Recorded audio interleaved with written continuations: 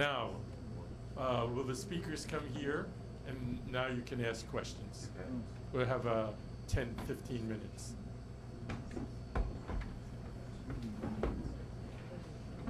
We're sorry that Quillen had to leave. Yes. So, who has the first question? Peter Hightalis, you wanted. Well, I had one question that got answered, but not I have to the another group. question. Go ahead. And I You're have two the questions. question man. I have two questions. Go ahead. Quick. Thank you, Joe. Whatever the keynote speaker at that we heard, his name was Joseph. Yeah, Joseph. Mr. Joseph. I was wondering, just out of curiosity, whatever happened to him, because apparently he was not at the second convocation that Ciola held. Whatever happened to 77. Mr. Joseph? And did he pass on, or what was his role? Does anybody remember anything about him? I ran into him several times at various Goya functions afterwards, and he's from Toledo, and his business was putting on conventions and conferences and dances. That was his business. And then I lost touch. I think he moved away from Toledo, and Michael Body moved away from Toledo, so I didn't go up there anymore, and I lost contact with him. But he was a dynamic. He'd make a great corporate president. That's all I know. He was good, and he was energetic, but he didn't hog the limelight. He let others get involved. He gave a very powerful speech. Oh, he did. Other question, Peter, quickly. I had just out of curiosity, all the material that's been gathered here, thanks to you, sir, and a lot of it's archival. Where is it going to be maintained? And I was wondering if it, OCL has its archive at DePaul University in Chicago, which is probably the largest collection of things like that. And if you haven't got another home for it, I would think that I would like to suggest that you might consider that place, because the librarian at DePaul is very interested in this kind of material, and they have their kind of interest. It's a Catholic university, but they have taken the approach of looking for organizations like OCL and perhaps what CIOLA might have matured into, but which is also there, which were lay organizations which were provocative within the hierarchy of their particular churches. The Brannigan brothers, for example, all of their materials are kept there, and other people like that. So I think that would be a good place to go, because it's an important part of it's an important part of the lay movement in the Orthodox Church, which is not necessarily acknowledged by the hierarchy as playing an important role, except to pester them.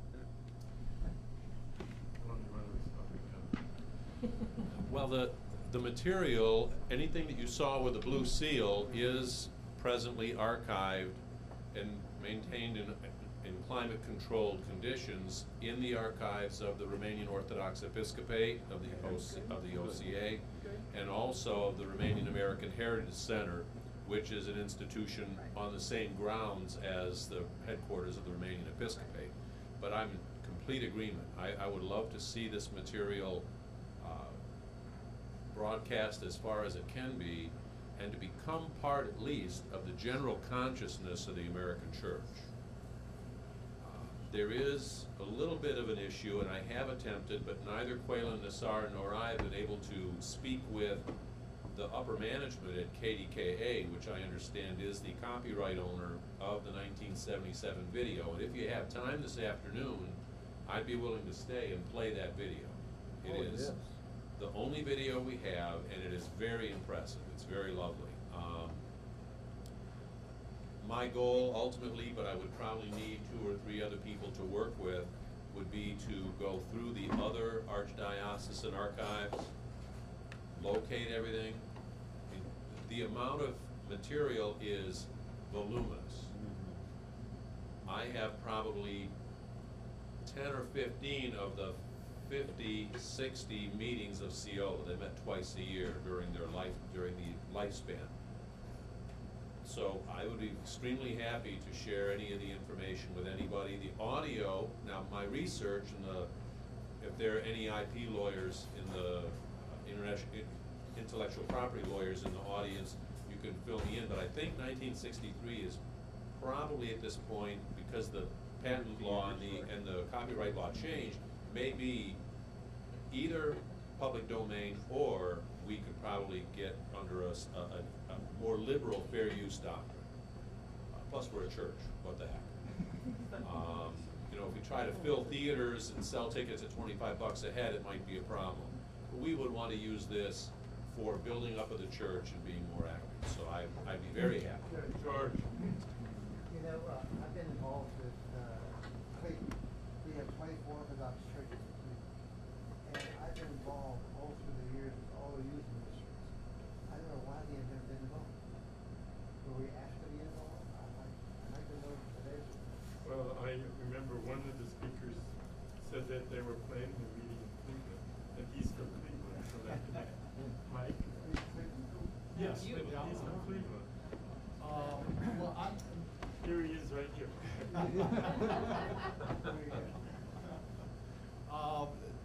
There's nothing being planned right now, I don't believe, is there? No, but Yeah, he, but in the they, early they- days, I think. okay. they never heard of the organization. We had many meetings in Cleveland, hosted by AROY, hosted by the FROC, Well, I was there representing the FRC, others representing AROY and UOL and all the rest of them. The Greeks were intermittently represented. Goya was not horribly involved in the leadership of Siola. They had a nominal membership in Siola. They were involved, but they were never in leadership roles, at least during my tenure with Siola. They were represented, but never took an active leadership role. Yeah.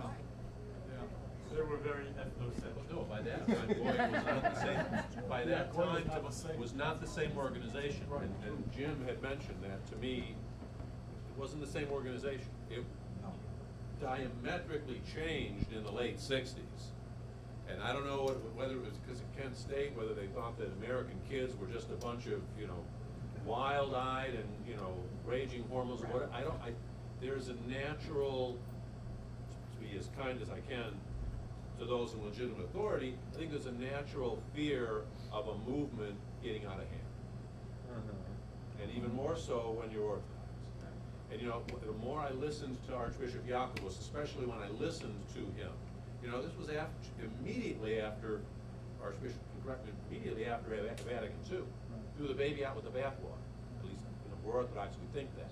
So there's a fear, there's a, get rid of this, get rid of the, Submit. So. Right.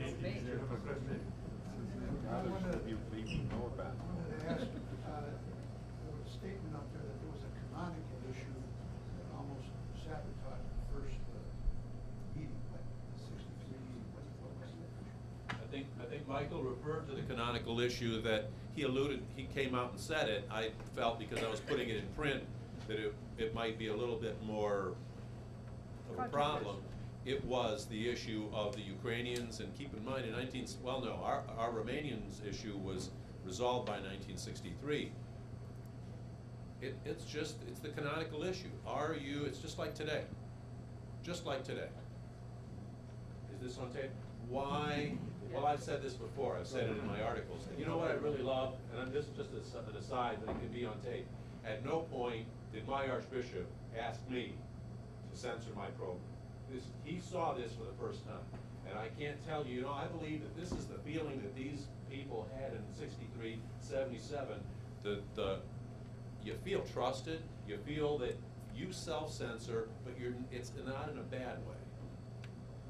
I was never asked to see this presentation at all until I turned it on the show. So that's what we grew up with, but it was a big issue. And there was another issue, and again, Bishop Valerian Trifa in his 3-page or 4-page letter referred to it, and I don't know the whole stories. Maybe Jimmy can fill me in. Part of the stage in 63 had to be 3 inches higher than the rest. I don't, Somewhere had to be right. you know, in the law, we say I demur. I do. Yeah, I'm not sure that If you've got a picture, you can figure it out. I'm not sure that 1963 there was a canonical issue. That happened in '77 with the Ukrainian metropolitan, who was not considered canonical by the rest of the Orthodox world, and but UOL was very much an important integral part of Ciola, and so we had to get through that and figure out a way. If Metropolitan Mstislav was not going to be allowed on that stage, UOL was not going to be involved in that festival. So we had to work through that, and we eventually did. Another question? I have a question. Back in 1963, at the first Ciola meeting, there was obviously a lot of publicity given to it by the United States government, including the letter from Kennedy and the telegram and so on and so forth.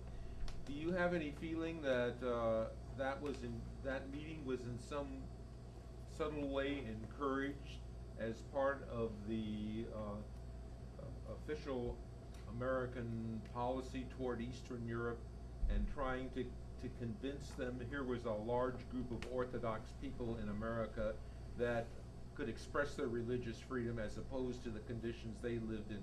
Because you said everything was broadcast to Eastern Europe, so that obviously there was an intent to get that message across. Do you have any feeling that that was apparent at all at that time?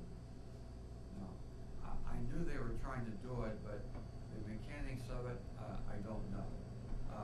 Archbishop Jock kind of took some control over it, and whether he did it, he influenced or not, I don't know. Okay.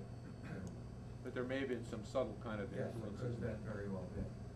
Tom? Okay, in the same context, how was publicity handled for 63 and 77? It's obvious, in order to get that many people to come, it had to become generally known. How was publicity handled?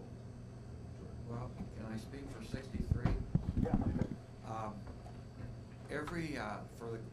From the angle of the Goya, once the program was set and everybody was in agreement, beginning with our resolutions in 1961 at the National Conference, every chapter agreed to finance, to pay for the cost of holding the Ciola Festival. Every district agreed to finance their share. The Ciola Committee gave every group, okay, the Greeks are gonna have to owe so much, the Russians so much, et cetera, and they all agree, and they went back to the chapters. So every chapter had a hand. They knew we were paying for this money, so, okay, this must be important, let's go see what it's like. I know from Cincinnati Middletown, we had 15 people coming. They were 6 delegates and alternates, and the rest were observers, but they all stayed for the Ciola Festival. I know Dayton did the same thing. So we all felt we had an interest in it because we helped pay for it.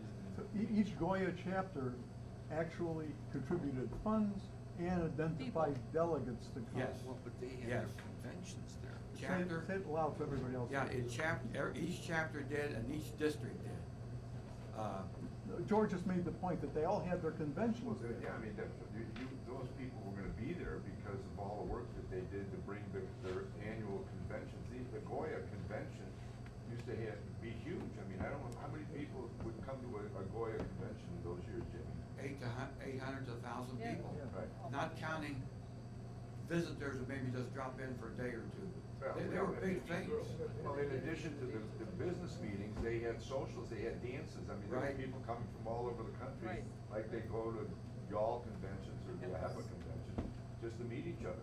That's right. It So was- all these organizations had their conventions synchronized, and as Right. a result, they could meet Goya easily. finished theirs the day before Labor Day. I think the Russians were starting that Saturday, and I know the Syrians were somewhere in there, but I can't read the